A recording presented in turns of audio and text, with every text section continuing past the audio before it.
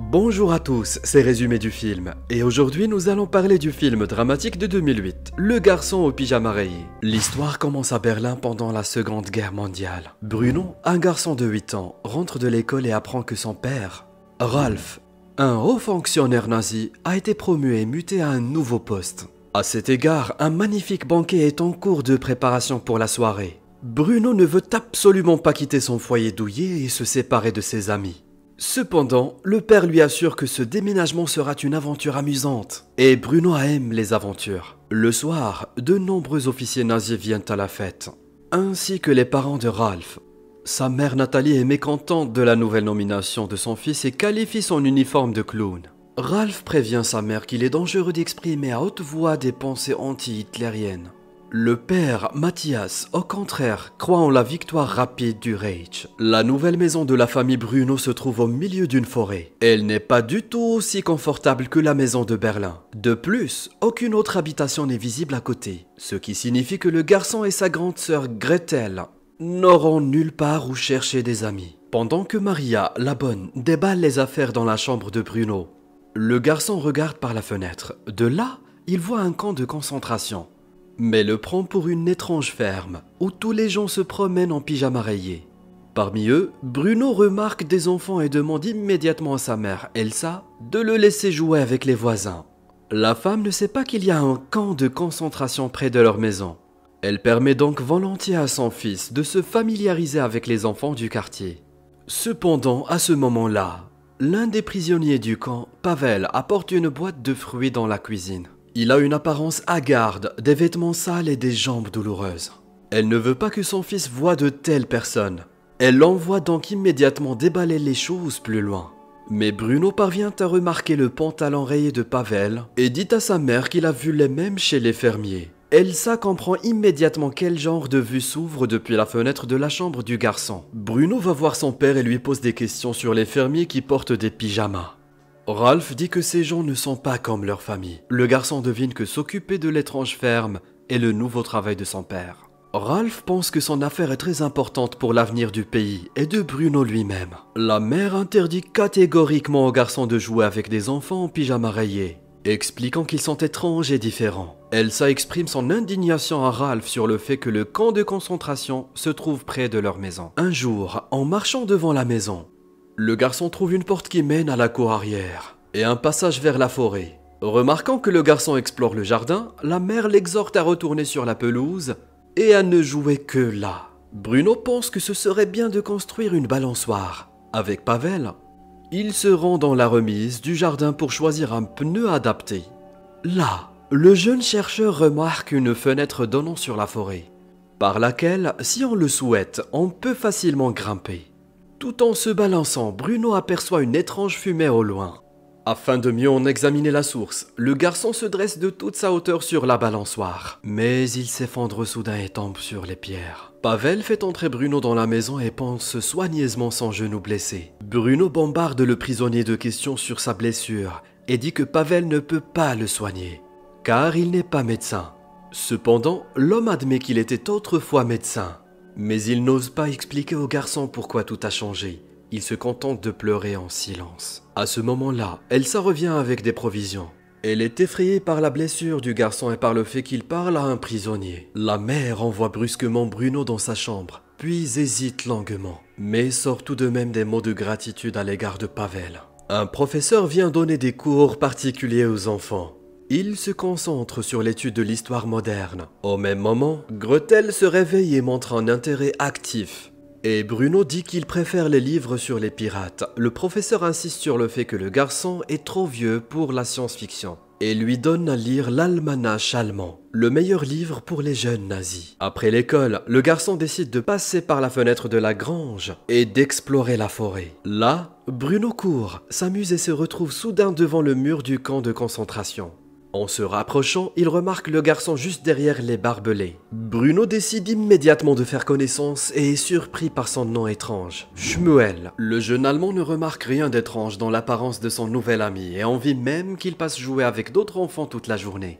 Bruno est convaincu que les chiffres sur les robes font partie d'une sorte de jeu. Mais Shmuel dit que ce n'est pas du tout un jeu et demande si Bruno a de la nourriture. À ce moment-là, un sifflet retentit dans le camp, et saisissant une brouette maladroite, Shmuel s'enfuit rapidement. Bruno est incroyablement heureux de son nouvel ami et, rentré à la maison, cherche secrètement des jouets et de la nourriture pour Shmuel. À la recherche d'un ballon, le garçon entre dans la cave. Là, la lumière d'une lampe de poche tombe brutalement sur une montagne informe des poupées préférées de Gretel. Ce qu'il voit effraie Bruno, et il se dépêche de raconter sa découverte à sa sœur. Dans la chambre, il trouve la jeune fille accrochant des posters nazis et est surpris par le changement radical de ses centres d'intérêt. Ayant saisi le moment où sa mère part faire des courses, Bruno rend à nouveau visite à Shmuel. Le garçon lui explique que les robes ne sont pas du tout des pyjamas et que les campeurs les portent contre leur gré. Les soldats ont simplement porté tous leurs vêtements. En regardant les cheminées du crématorium, Bruno dit qu'elles dégagent souvent une fumée âcre, à l'odeur très désagréable. Shmuel suppose qu'on y brûle de vieux vêtements. C'est en tout cas ce que dit sa mère. Bruno invite le garçon à dîner, mais il explique qu'il ne peut pas sortir du camp à cause des barbelés électrifiés. Bruno se demande pourquoi Shmuel est traité de la sorte, mais il obtient immédiatement une réponse. Il s'avère que son nouvel ami est juif. En entendant cela, Bruno est stupéfait et se dépêche de partir. Le soir, Ralph reçoit un appel de son père et l'informe de son arrivée. La mère de Ralph, sous prétexte d'un rhume, refuse de venir pour ne pas voir son fils, pour lequel elle a perdu tout respect à cause de son travail dans le camp de concentration. Bruno interroge Ralph sur la mauvaise odeur qui se dégage des canalisations. Il répond qu'il brûle les ordures des villages voisins et détourne rapidement l'attention de son fils vers les dames. À cause des leçons avec le nouveau professeur, Gretel devient très agressive. Elsa exprime son inquiétude à Ralph à ce sujet. Mais l'homme assure à sa femme que tous les enfants allemands suivent désormais le même programme. À la leçon suivante, le professeur dit aux enfants que tous les problèmes du monde viennent des juifs. Bruno demande s'il existe de bons juifs. Le professeur répond ironiquement que si le garçon trouve un bon juif, il deviendra le meilleur chercheur du monde. Ces mots blessent Bruno, et il croit qu'il a trouvé un bon juif, Shmuel. Le garçon se rend immédiatement au garde-manger et récupère de la nourriture pour son ami secret.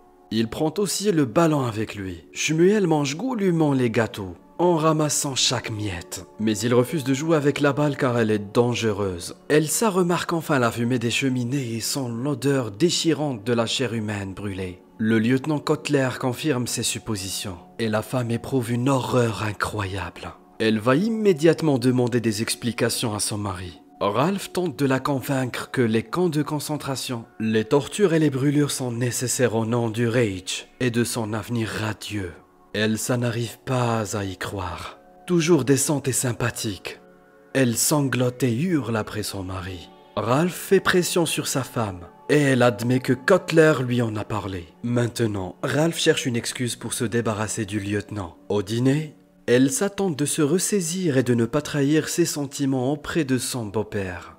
Soudain, Kotler lui apprend que son père ne soutenait pas le régime nazi et a quitté l'Allemagne il y a quelques années, comprenant que le père du lieutenant est un traître au Reich. Ralph saisit l'occasion et assiège le lieutenant de questions obsessionnelles. À ce moment-là, Pavel, qui sert le dîner, renverse accidentellement du vin sur la nappe. Kotler se jette brusquement sur lui, le traîne dans la pièce voisine et le bat à mort. Elsa et les enfants entendent tout. Mais Ralph reste inactif et continue à manger. Le lendemain matin, Elsa ne cherche plus à cacher ses larmes et refuse de manger. Bruno ne comprend pas ce qu'il doit ressentir pour Shmuel. Au cours de pensées lourdes, il remarque soudain son ami dans la salle à manger. Il est en train de nettoyer des verres. Bruno offre immédiatement de la nourriture à son ami.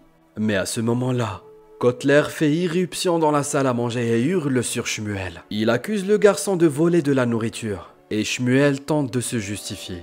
Bruno est terriblement effrayé par les cris et trahit Shmuel. Il dit que c'est la première fois qu'il voit ce garçon et confirme que Shmuel a volé les biscuits. Dans sa chambre, Bruno est très tourmenté par sa conscience.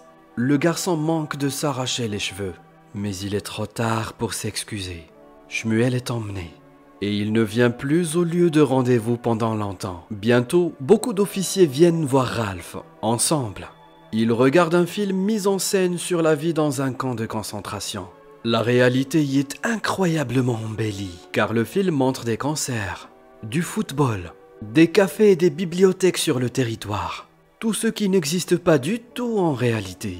En outre, tous les prisonniers du film sont montrés propres, bien nourris et en bonne santé. Bruno regarde un extrait du film en cachette.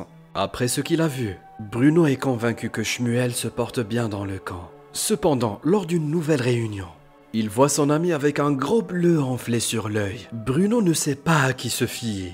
Le garçon a très honte de la trahison de son ami. Bruno lui demande pardon et les deux garçons se serrent la main en signe de réconciliation. Au petit déjeuner, les enfants apprennent que Kotler a été envoyé au front pour le punir de ne pas avoir dénoncé son père aux autorités. Elsa taquine son mari en lui disant que sa mère est également déloyale envers la politique du Reich. Mais Ralph n'a aucun problème à ce sujet. À ce moment-là, le père appelle l'homme et dit que sa mère est morte à cause du bombardement. Lors des funérailles, une carte postale signée personnellement par Hitler est déposée sur le cercueil de Nathalie. Elsa estime que c'est une erreur car le défunt ne serait pas heureux d'une telle offrande. Cependant, Ralph rétorque que le Führer lui-même le voulait. À cause de cette injustice, Elsa pleure et veut retirer la carte postale du cercueil. Mais son mari l'attrape par le bras et ne la laisse pas faire.